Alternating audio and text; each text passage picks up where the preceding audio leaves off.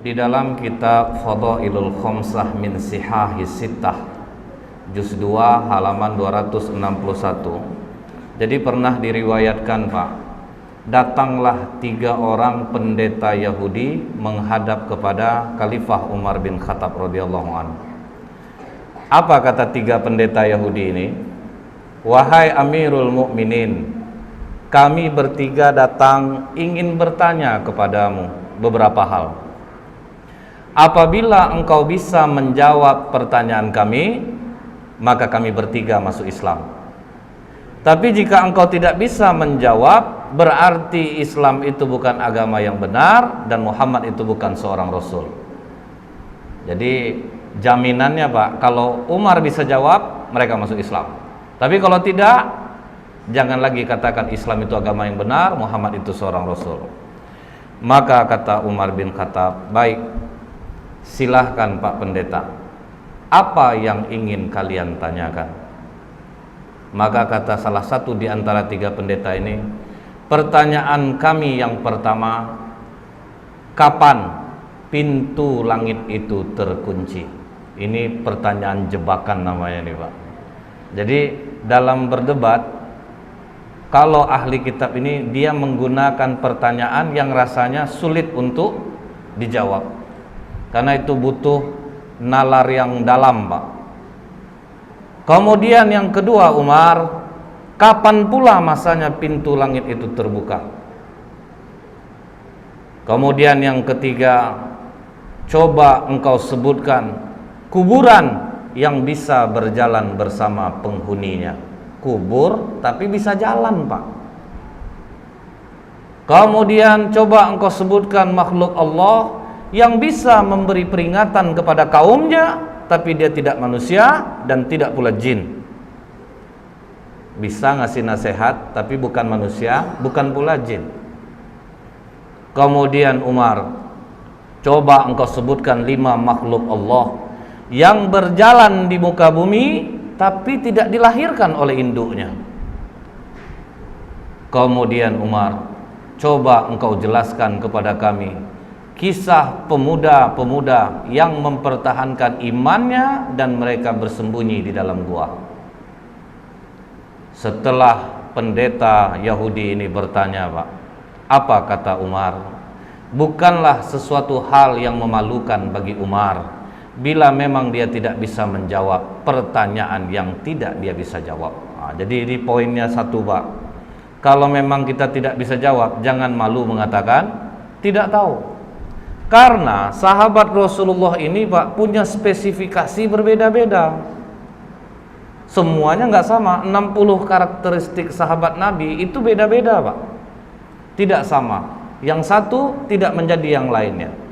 Kita diciptakan Allah punya talent yang bermasing-masing. Makanya kita ada yang jadi pegawai, ada yang jadi pedagang, ada yang otomotif. Semua kita masing-masing. Maka kata Umar, kalau bertinju kalian sama aku masih kurang orangnya ini. Kalau bertinju, karena Umar itu kenapa dia digelari Al-Faruq, sang pembeda itu, Pak? Dengan masuknya Umar lah dakwah Islam ini jadi terang-terangan. Apa kata Umar kepada Rasulullah? Ya Rasulullah, jika aku mati dalam keadaan Islam, apakah aku mati dalam keadaan benar? Iya Umar. Jika aku hidup dalam keadaan Islam, apakah aku juga hidup dalam keadaan benar? Iya Umar. Kalau begitu tidak perlu sembunyi lagi Rasulullah. Keluar kita semuanya. Jadi Hamzah di depan, Umar di belakang, jalan menuju Ka'bah. Terdiamlah semua orang Quraisy. Maka Umar dekati seluruh orang Quraisy itu. Siapa yang ibunya ingin menjadi nangis? Siapa yang istrinya ingin menjadi janda? Siapa yang ingin anaknya menjadi yatim, berdiri lawan aku. Nggak ada yang mau, Pak. Karena tahu Umar itu tahan berantam dari pagi sampai sore, 1 lawan 5, masih mampu dia. Jadi agak jiper juga jadinya pendeta Yahudi ini, Pak. Tapi kata Umar, bagian dari kami ada yang gak mudah menjawab pertanyaan ini. Kalau memang ada ya sudah, ajukan saja. Dipanggil oleh Umar, Salman, dipanggil Salman Al-Farisi.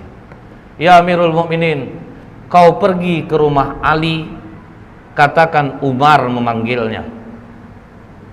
Maka Salman langsung lari ke tempat Ali bin Abi Thalib. Wahai Ali, Umar memanggilmu. Ada 3 orang pendeta Yahudi mendebatnya.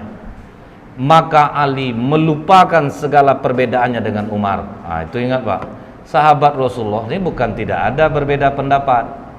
Mereka berbeda, tapi ketika Islam membutuhkan, perbedaan hilang. Kalau kita tahan pindah masjid tuh Pak, nak mau sembahyang lagi tuh. Pokok kalau udah diterima pendapat, pindahlah Pak, jauh sholatnya. Tapi sahabat tidak, berbeda pendapat pun yang kemesraan tetap. Contoh nih Pak, Abu Dzar Al-Ghifari ditarik oleh Utsman bin Affan ke Madinah. Akhirnya Abu Dzar Al-Ghifari memilih untuk mundur dari pemerintahan Utsman. Berarti kan beda pendapat tuh Pak. Dia beda pendapat, dia mundur dari Utsman. Tapi ketika ada orang yang mengajaknya kudeta, wahai Abu Dzar, kami yakin kau dalam keadaan benar. Bagaimana kalau kita kudeta Khalifah Utsman? Apa kata Abu Dzar Pak? Apabila Khalifah Utsman menyuruhku gantung diri saat ini, akan ku gantung diriku. Itulah setianya sahabat Pak. Berbeda pendapat, oke.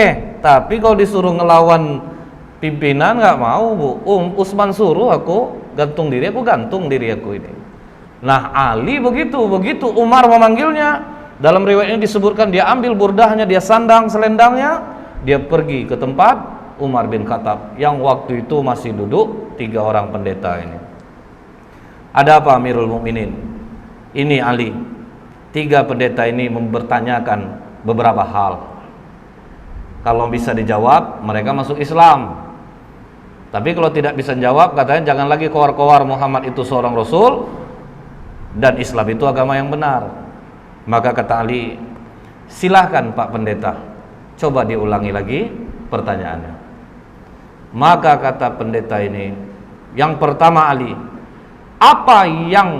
kapan langit itu pintunya terkunci atau langit itu digembok oleh Allah, itu kapan? Maka kata Ali, asyirku billah, syirik kepada Allah. Jika kalian mempersekutukan Allah, seluruh amalan tidak naik ke langit. Itulah makna langit terkunci. Jadi kalau kita melakukan kesyirikan Pak, langit terkunci, langit tidak akan terbuka, amalan tidak akan naik. Kita udah rajin sholat Pak, kenapa doa kita tidak dikabulkan juga oleh Allah? Mungkin ada yang kita tidak sengaja kesyirikan yang kita buat. Contoh, jamaah umroh Indonesia pergi ke Mekah, naik ke Jabal Rahmah, bawa spidol.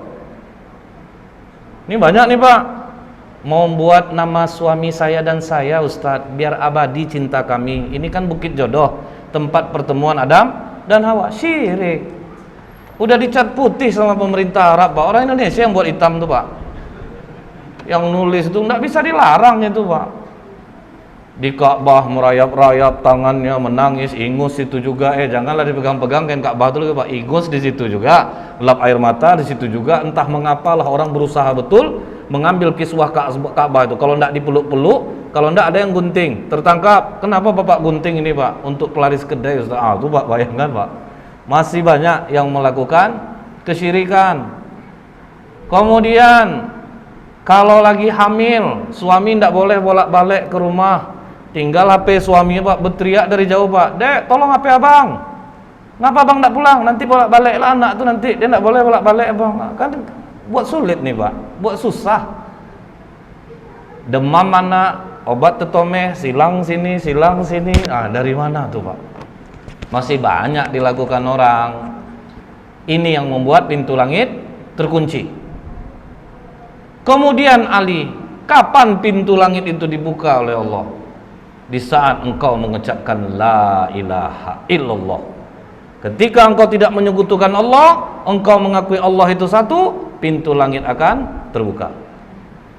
Jadi syaratnya itu, jangan syirik. Ini mendekati tahun baru ini Pak, dalam agama Kristen, tanggal 31 Desember malam, siapa yang keluar rumah namanya dicoret dari keluarga. Bapak tanyalah sama orang Kristen. Karena bagi orang Kristen, malam 31 Desember itu mereka harus kumpul di rumah, berdoa apa yang rencana mereka untuk tahun baru. Jadi 80% yang merayakan itu umat Islam. Kenapa bahayanya ini, Bu? Karena kita tidak tahu. Yang pertama kali membuat kalender Masehi Romulus. Romulus ini diakui oleh masyarakat Yunani, dibesarkan oleh 2 ekor serigala, anaknya dewa Mars, dewa perang. Makanya dulu kalender itu awalnya Mars, Aprilis, Meius, Junius, Quintilis, Sextilis, September, Oktober, November, Desember. 10. Kenapa tidak dimasukkan dewa Januari dan Februari? Karena bapaknya pernah bertengkar dengan kedua dewa ini. Ini semua nama dewa nih, Pak. Setelah Romulus meninggal, naik Numa Pompilius. Numa Pompilius meninggal, naik Kaisar Augustus, Julius. Mati Kaisar Julius, dibuatnya namanya bulan Juli itu, kemudian digantikan oleh Kaisar Augustus, dimasukkannya namanya Agustus, baru dimasukkannya kedua nama dewa ini jadi bulan 1 dan dewa 2. Apa arti Januari? Dewa berkepala 2, Janus. Februari, dewa kematian. Jadi bila kita merayakannya, kita menyambut kehadiran dewa berkepala 2. Allah apa ndak benci dia nengok kita jadinya, Pak. Tapi alhamdulillah sekarang sudah disiasati. Di Pekanbaru anak-anak muda dikumpulkan di masjid. Jadi dikasih tausiah, dikasih mabit. Ini bagus, Pak. Ini untuk menghindari mudarat yang jauh lebih besar. Jadi kumpulnya di masjid. Kemudian Ali, coba engkau sebutkan kubur yang bisa berjalan bersama penghuninya. Maka kata Ali, yang kalian tanyakan ini adalah Yunus bin Matta, Nabi Yunus alaihissalam. Ketika Nabi Yunus berdakwah di kaumnya, nama kaum Nabi Yunus ini, Pak, Nineveh, Pak. Didakwahi tauhid, rajanya mencemooh, kemudian masyarakatnya mencemooh, tidak ada yang mau menerima dakwah Nabi Yunus. Maka Nabi Yunus memohon kepada Allah. Allah kasih waktu 40 hari akan diturunkan azab. Sampai hari ke-39 tidak ada tanda-tanda azab Allah turun. Nabi Yunus putus asa. Dia tinggalkan kaumnya, Bu, tanpa izin Allah. Dia tinggalkan kaumnya, dia berangkat, baru langit menghitam. Jadi Nabi Yunus tidak tahu bahwa Allah akan menurunkan azab. Begitu raja dan masyarakat melihat bahwa azab Allah akan turun, waduh, ini benar Yunus ini. Maka semua kaum Nineveh bertobat, cuman nabinya udah pergi. Naik ke atas kapal, gelombang tinggi, ketakutan nakodanya, maka diundilah nama Nabi Yunus keluar berkali-kali. Maka dicampakkanlah Nabi Yunus ke dalam laut, dimakan oleh ikan, terkubur dalam perut ikan, dibawa jalan ke 7 samudra selama 40 hari. Itulah kubur yang berjalan bersama penghuninya. Karena Allah katakan dalam surah As-Saffat 143, falaula annahu kana minal musabbihin, maka sekiranya Nabi Yunus tidak termasuk orang yang banyak berzikir, bertasbih kepada Allah, jadi dalam perut ikan itu, Pak, menyesal Nabi Yunus. Dia zikir la ilaha illa anta subhanaka inni kuntu minaz zalimin. Mual perut ikan itu dibuatnya, Pak. Karena kata Allah, la labitha fi batnihi ila yaumi yub'atsun. Niscaya dia akan tetap tinggal di perut ikan itu sampai hari kiamat. Jadi kalau sempatlah Nabi Yunus tidak banyak mohon ampun kepada Allah, ikan itu akan tetap mengubur Nabi Yunus di dalam perutnya. Terkaget pendeta ini. Waduh, ini cerdas satu ini nih. Dapat dia menjawab pertanyaan pendeta. Jadi kubur yang jalan bersama penghuninya, Nabi Yunus berada dalam perut ikan dan dibawa 40 hari ke 7 samudra, baru dimuntahkan. Baik Ali, kau benar. Kemudian Ali, coba engkau sebutkan makhluk Allah yang bisa memberi nasihat kepada kaumnya, tetapi dia bukan manusia dan bukan pula jin. Maka kata Ali, ketika Nabi Sulaiman dan bala tentaranya sampai di lembah semut, hatta idza atau ala wadin namli qalat namlatu ya ayyuhan nablu dukhulu masakinakum. Jadi ada seekor semut, Pak, dia komandoi kawan-kawannya, wahai para semut, masuklah kalian ke dalam sarang-sarang kalian, karena la yahtimannakum Sulaimanu wa junuduh, nanti kalian akan terinjak oleh Sulaiman dan bala tentaranya. Inilah makhluk Allah yang bisa memberi nasihat kepada kaumnya, tetapi dia bukan manusia dan bukan pula jin. Wah, terjawab lagi. Oke Ali, coba engkau sebutkan 5 makhluk Allah yang berjalan di muka bumi tapi tidak dilahirkan oleh induknya. Maka kata Ali, Adam alaihissalam, Siti Hawa, onta Nabi Soleh itu keluar dari batu Pak, tidak dilahirkan oleh induknya. Kemudian tongkat Nabi Musa yang berubah menjadi ular, ular itu juga tidak dilahirkan oleh induknya. Kemudian kambing pengganti leher Nabi Ismail, itu pun tidak dilahirkan oleh induknya. Akhirnya 2 di antara 3 pendeta ini langsung menyatakan asyhadu alla ilaha illallah wa asyhadu anna muhammadar rasulullah. Oh tunggu, kata satu pendeta lagi, 2 kawanku mungkin sudah terpengaruh oleh jawabanmu Ali, tapi masih ada satu lagi yang belum terjawab. Coba engkau ceritakan kisah pemuda yang bersembunyi dalam gua untuk mempertahankan imannya. Baik, akan aku terangkan seperti apa yang ada dalam Al-Quran, kata Ali. Kalau dari Al-Quran kami sudah dengar Ali, kami ingin engkau detail menerangkannya seperti apa yang disampaikan Rasulullah kepadamu. Maka kata Ali, kalau begitu benarkan duduk kalian. Malah ditantang Pak. Jadi dia ingin mengungkap Ali itu ceritanya itu yang detail. Maka kata Ali, silahkan, dari mana kalian ingin menanyakan? Baik Ali, di mana peristiwa itu terjadi? Maka kata Ali, di kota Apesus atau Tarses Pak, antara Turki, Yordan. Kemudian silahkan lanjutkan Ali. Jadi dulunya kata Ali, kota Apesus ini dikuasai oleh raja yang sangat baik. Ketika raja ini meninggal, Raja Dikianius yang menguasai Roma mendengar bahwa Raja Apesus ini meninggal, maka mereka pun menyerang kota Apesus dan mereka kuasai. Kemudian kata Ali, Dikianius membangun istana besar. Tunggu dulu Ali, kata pendeta ini. Berapa panjang dan lebar istana yang dibangun oleh Dikianius? Maka kata Ali, panjang 1 farsah, lebar 1 farsah. 1 farsah itu sekitar 8 km. Berarti dari sini sampai ke Harudin Nasution. Jadi kalau Bapak punya rumah seluas ini sampai dapur, minggu depan mau ke depan lagi Pak. Capek Pak. Luas Bu ya.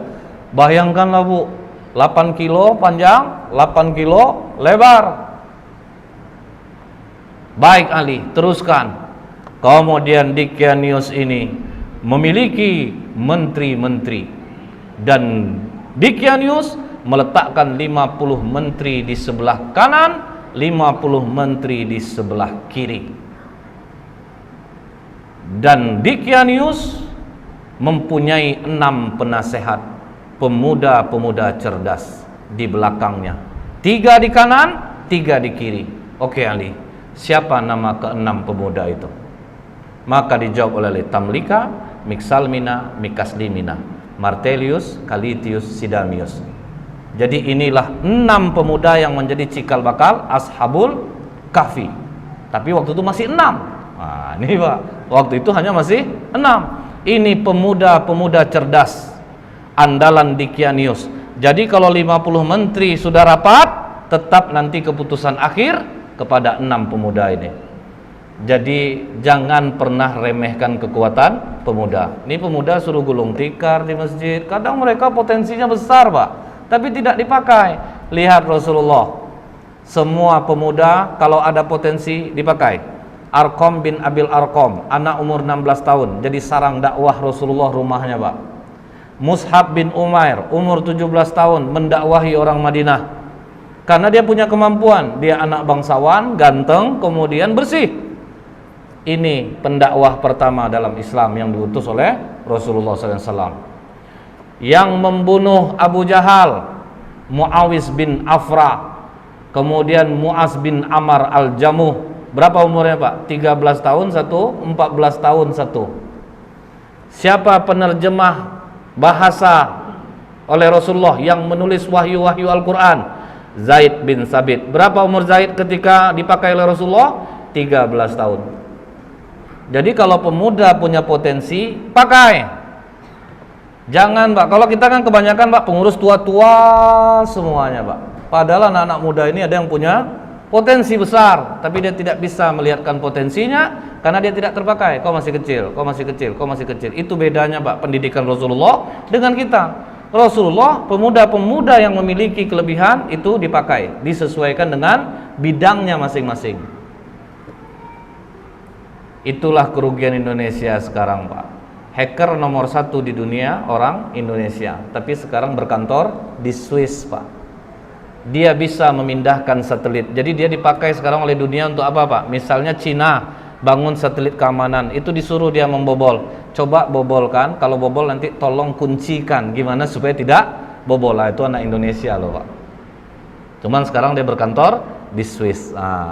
Kena kita Pak. Banyak pemuda Indonesia ini bagus-bagus. Nah kemudian Pak, ditanya oleh pendeta ini, seluas itu istana yang dibangun oleh Dickianius Ali, bagaimana dia cara mengharumkan istananya? Maka kata Ali, setiap pagi ada yang membawa parfum di dalam ember besar, kemudian ada satu yang membawa seekor burung. Ketika burung ini diberi isyarat, maka burung ini mencemplungkan kedua sayapnya dan mengibaskannya ke seluruh ruangan istana. Canggih orang dulu rupanya Pak.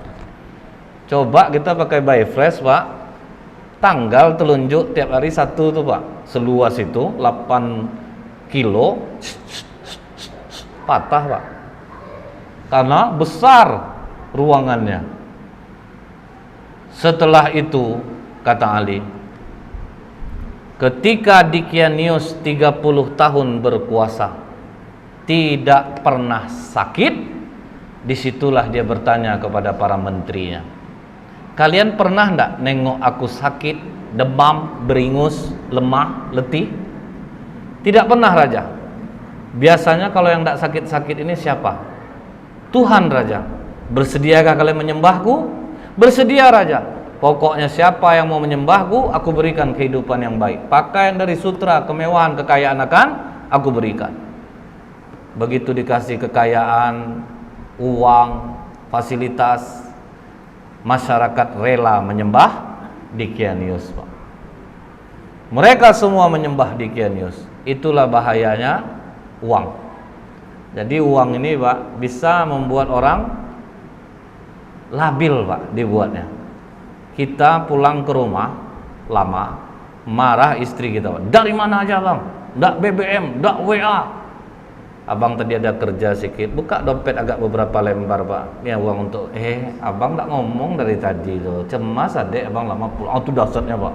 Jadi kalau dipakai baik uang itu, tapi kalau dipakai buruk dahsyat. Salah satu tanda hari kiamat, pemimpin akan naik orang-orang jahil. Karena ini Pak, orang pintar nggak punya duit. Tapi ada orang dia nggak pintar, duitnya banyak Pak, biasa lebih menang dia. Jadi itulah ngerinya. Betul tanda hari kiamat itu banyak pemimpin yang jahil Pak, karena bukan orang-orang yang ahli di bidangnya yang memegang bagian itu. Jadi uang itu dahsyat kekuatannya. Tapi Pak, 6 pemuda yang di belakang Dickianius akhirnya rapat di rumah Tamlika. Dickianius mengaku dirinya Tuhan. Disuruhnya orang menyembah, orang pun menyembahnya. Sementara kalau dia Tuhan, kenapa harus kita yang memutuskan setiap permasalahan? Jadi menurutmu bagaimana Tamlika? Dia bukan Tuhan. Justru kita harus berpikir, langit tanpa tiang kok bisa tegak? Pasti ada yang menciptakannya. Hujan turun, bintang bercahaya. Dickianius saja dia masih merasa takut, dia juga tidur, dia juga lapar. Masa Tuhan punya kekurangan seperti itu? Jadi apa keputusanmu Tamlika? Kalian rela enggak tinggalkan kekayaan, jabatan, fasilitas ini? Kita lari dari sini. Kalau kita melawan tidak mungkin bisa. Kita lari dari sini untuk mencari Tuhannya langit dan bumi ini. Apakah kalian rela untuk miskin bersamaku? Kalian tinggalkan jabatan, kesenangan kalian, fasilitas ini? Kami rela, Tamlika. Itu makanya dikatakan, siapa yang menghafal 10 ayat awal suratul Kahfi, maka dia akan terbebas dari godaan Dajjal. Karena apa, Pak? Ini mengingatkan kita, waduh, ini pemuda-pemuda kaya, cerdas, rela kehilangan harta, jabatan untuk tauhid. Berani mereka tinggalkan. Akhirnya mereka pun pergi berenam diam-diam, dan semua harta ditinggalkan. Mereka sempat menjual kurma, Pak. Kurma itu dijual sebanyak 3 dirham. Uang 3 dirham ini dibawalah lari. Cukup jauh mereka berjalan, sampailah mereka berjumpa dengan seorang pengembala yang memiliki seekor anjing. Maka kata pendeta ini, siapa nama anjing itu? Maka dijawab Ali, namanya Kitmir. Kemudian apa kata pengembala ini? Tuan-tuan, dari wajah tuan-tuan, aku yakin tuan-tuan ini bukan orang miskin, pasti dari bangsawan. Jadi karena apa? Orang-orang senang ini kelihatan dia dari wajahnya. Kemudian betul kata Tamlika, kami ini 6 penasehat Dicanius. Dia mengaku dirinya Tuhan dan kami tidak mengaku itu. Makanya kami meninggalkan kerajaan, kami tinggalkan semua pangkat jabatan kami. Karena tidak pernah kami berjalan seperti ini. Lihat, kaki pun sudah luka-luka, Pak. Orang manja jalan berkilo-kilo, habis kaki luka. Apa kata pengembala ini? Tenang tuan-tuan, aku mengetahui tempat persembunyian yang baik. Izinkan aku beserta kalian. Makanya jadi 7 dengan pengembala ini. Dikembalikannya lah gembalaan dia kepada tuannya, maka dia dan anjingnya ikutlah pemuda-pemuda kepercayaan raja tadi. Kemana mereka dibawa Ali? Dijawab oleh Ali, ke Bukit Naglus yang di bawahnya ada gua yang namanya Khemar. Maka begitu mereka mau masuk gua tersebut, sempat mereka mandi di mulut gua. Jadi mulut gua itu ada air terjunnya, Pak. Jadi memang susah untuk diketahui orang. Sempat mereka mandi, masuk ke dalam, duduk, golek sana, golek sini, golek sana, sampai terang hari. Hari sudah pagi. Kita lapar. Siapa yang akan mencari makanan? Makanan hanya ada di tempat kerajaan. Berarti sangat jauh kita pergi berjalan ini. Siapa yang mau pergi? Karena Tamlika ketua rombongan, biar aku yang ke sana. Hati-hati Tamlika, jangan sampai engkau tertangkap Dicanius. Begitu Tamlika keluar dari mulut gua, sudah mulai terkejut dia, Pak, karena air terjunnya sudah tidak ada. Tapi terus dia bawa uang 3 dirham ini, jalan terus sampai di gerbang kota. Mulai heran dia, Pak, kenapa berbeda betul kota ini? Apa aku salah masuk? Akhirnya masuk dia di tempat orang menjual roti. Begitu sampai di tempat orang jual roti, ditanya harga roti berapa? 1 dirham. Dia kasih uang dirhamnya. Begitu dia memberi uang dirhamnya, langsung ditahan tangannya oleh penjual roti. Kau menemukan barang kuno ya? Tidak, itu uang biasa. Uang aku hasil dari menjual kurma kemarin. Jangan bohong. Raja Abdurrahman hanya mengambil 5% dari barang kuno yang ditemukan. Tambah kaget Tamlika, Pak. Loh, nama rajanya kok beda? Bukankah raja di sini Dicanius? Oh, engkau telah menyebutkan nama raja zolim yang mati ratusan tahun yang dulu. Wah, tambah kacau Tamlika. Pokoknya kau harus menghadap kepada raja. Bingung juga dia, Pak. Oke, kita menghadap kepada raja. Begitu sampai di kerajaan, alangkah kagetnya Tamlika, ternyata rajanya memang tidak Dicanius. Dikatakan oleh tukang roti ini, "Raja, ini orang membeli roti kepadaku dengan menggunakan uang kuno. Jadi makanya aku bawa dia kemari. Tapi ini uang aku kemarin, Raja, bukan uang kuno."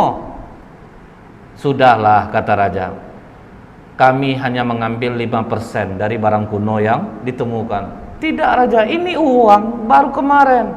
"Sudahlah, jangan berkelit," kata raja. "Aku tinggal di sini, Raja." Disebutkannya lah nama-nama orang yang dia kenal, Pak. Apa kata raja? "Sepertinya pikiranmu mulai terganggu. Nama-nama yang kau sebutkan itu nama-nama orang yang sudah lama mati, ya. Tapi betul, Raja, aku tinggal di sini, Raja. Aku masih ingat di mana rumahku." Maka kata raja, "Iringi dia. Kemana dia menunjukkan rumah, pergi kalian ke sana." Diiringilah oleh para tentara sampai di rumah yang dia tunjuk. Diucapkan, dipanggil keluar orang tua yang sudah sangat tua renta. "Mengapa kalian datang kemari?" katanya kepada tentara raja ini. "Ini, Pak, pemuda ini mengaku dia tinggalnya di sini." "Siapa kau, anak muda?" Dijawab oleh Tamlika, "Aku Tamlika, putra Filistin." Langsung sujud kakek ini datuk moyangku. Inilah yang diceritakan oleh Isa alaihissalam. Pemuda-pemuda ini akan bangkit. Mereka mendiami gua. Makanya di kitab Injil ada ayat tentang Ashabul Kahfi, seven sleeper. Jadi ada, Pak. Maka hebohlah kota Efesus. Bangkit raja mengingat apa yang pernah disampaikan oleh Isa alaihissalam. Jadi rupanya sudah datang pula utusan Nabi, sudah berlalu pula masanya. Maka kata raja ini, bawa Tamlika, digendong di atas kuda, dihormati sampai di bawah bukit Naglus. Apa kata Tamlika? "Jangan ada yang naik ke atas, karena nanti sahabat-sahabatku mengatakan Dicaniuslah yang mengejar dia. Jadi tunggu kalian di bawah, biar aku yang naik ke atas." Maka Tamlika naik ke atas, sampai dalam gua, bawa juga lah roti tadi. "Silahkan makanlah kalian dulu." "Apakah aman perjalananmu, Tamlika?" "Bukan aman lagi, malah aku bingung dan terkejut. Tahukah kalian sudah berapa lama kita di sini?" Makanya ada dialog itu, Pak, dalam surat Al-Kahfi. "Fadarabna ala adhanihim fil kahfi sinina adada." Maka kami tutup telinga mereka dalam gua itu selama beberapa tahun. Kemudian kami bangunkan mereka agar kami mengetahui manakah di antara kedua golongan itu yang lebih tepat dalam menghitung dan berapa lamanya mereka tinggal di dalam. Jadi mereka mengatakan ada yang setengah hari, ada yang 1 hari. Maka kata Tamlika, "Tidak, kita berdiam di sini sudah lebih daripada 309 tahun. Mendengar itu, "Benarkah Tamlika?" "Iya, raja sudah berganti. Seorang nabi sudah diutus dan sudah berlalu.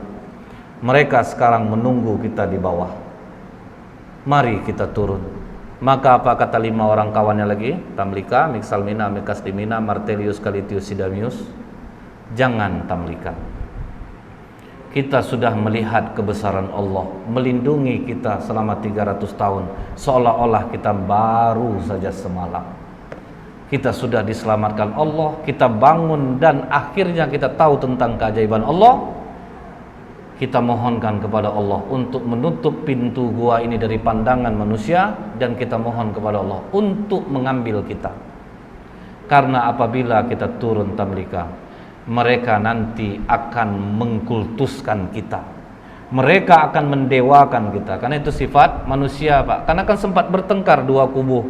Kami berhak di sini, kami berhak di sini. Makanya mereka minta, sudah, kita jangan ada yang turun. Sifat manusia itu, untung gua Ashabul Kahfi itu tidak di sini, Pak. Kalau di sini udah ramai orang berkunjung tuh, Pak. Cari SDSB, minta pelaris, minta jodoh, Tapi syukur jauh. Jadi tidak ada yang mengkultuskan. Coba Bapak bayangkan, kuburan Husain cucu Rasulullah saja, untuk naik ke kubur itu Pak, mesti pakai lidah dijilat tangga itu Pak. Itu dikultuskan. Itu bahayanya. Karena jiwa kita ini teramat lemah Pak. Ada seorang ulama di jalan bawa onta. Di tengah jalan ontanya mati, perjalanannya masih jauh. Dikuburnya lah onta ini supaya tidak busuk bangkainya Pak. Menangislah dia di atas kubur ontanya. Tapi tanpa tahu ulama ini, ada masyarakat yang menengok ulama ini menangis di kuburan itu. Tapi masyarakat tidak mau nanya Pak, itu kubur siapa. Disampaikannya lah ke masyarakat yang lain. Pernah ada ulama nangis di kuburan itu. Ramailah orang di kubur itu Pak. Pas ulama ini lewat lagi, dia lihat kok kuburan onta aku ramai orang ziarah. Orang kan tidak tahu Pak bahwa itu adalah kubur onta dia. Ulama ini menangis karena dia tidak bisa lagi naik onta. Begitulah mudahnya orang percaya terhadap sesuatu itu Pak. Akhirnya pintu gua itu ditutup dari pandangan manusia. Mereka pun tidak ada jelas riwayat mereka diambil Allah atau ada kuburannya pun tidak ada. Karena mereka meminta kepada Allah, ambil kami, tutup gua ini dari penglihatan manusia. Seminggu raja berkeliling mencari Pak, tidak ditemukan gua itu pada awalnya. Kalau sekarang sudah. Setelah Ali menceritakan ini semua kepada pendeta ini, maka pendeta itu mengatakan, engkau benar Ali, engkau telah menceritakan dengan detail apa yang ada di dalam kitab kami, dan memang benarlah apa yang disampaikan Muhammad kepadamu. Maka pendeta yang terakhir ini pun masuk Islam jadinya Pak, mengucapkan syahadat asyhadu alla ilaha illallah wa asyhadu anna Muhammadur Rasulullah. Jadi inilah dahsyatnya ketika kita memiliki ilmu, kita tidak gampang dibodohi. Ketika kita memiliki ilmu, makin tinggi ilmu Pak, berdebatnya mesti makin pelan. Tapi yang membuat orang besar-besar suara itu Pak, karena nggak bisa dia mencari dasarnya, sehingga dia harus berkeras-keras. Tapi lihat sikap Ali, dia dengan lembut, dia terangkan satu persatu, dia dakwahi dengan kecerdasannya, sehingga ketiga pendeta ini pun luluh dengan dialog ilmiahnya dengan Ali bin Abi Thalib. Jadi memang kita ini diciptakan Allah lain-lain bidang, lain-lain keahlian. Tidak bisa orang ini menjadi orang yang lain. Semua kita sudah diberikan kelebihan oleh Allah. Itulah salah satu pelajaran dari Umar, dari Salman, dari Ali bin Abi Thalib radhiyallahu anhu.